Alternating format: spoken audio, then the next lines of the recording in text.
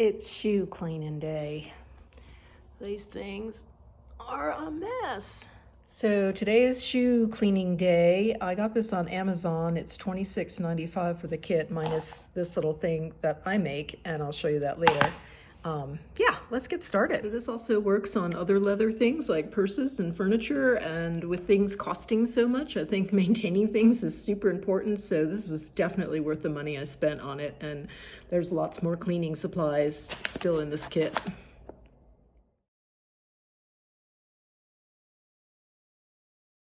Well, they still look a little beat up, but they're cleaner. All right, on to phase 3. Now, it said to wipe the excess of this part off. This is just neat's foot oil and beeswax, but these shoes are so thirsty. There isn't any excess. So I'm gonna use my little brush and polish them up. I went ahead and washed the insoles and the shoelaces as well. And actually on the first pair, I replaced the shoelaces because they were so bad. But these are looking a whole lot better than they did.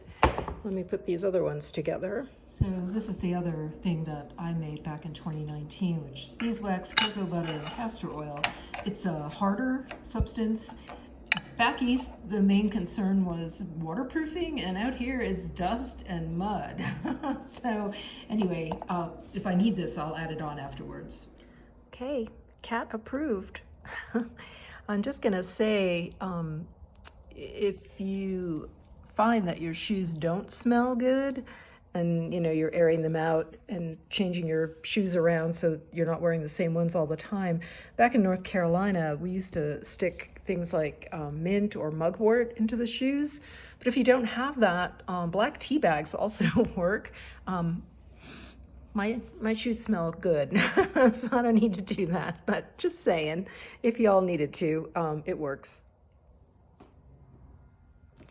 Yay.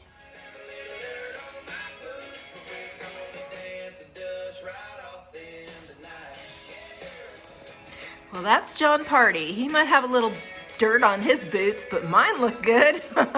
See you later.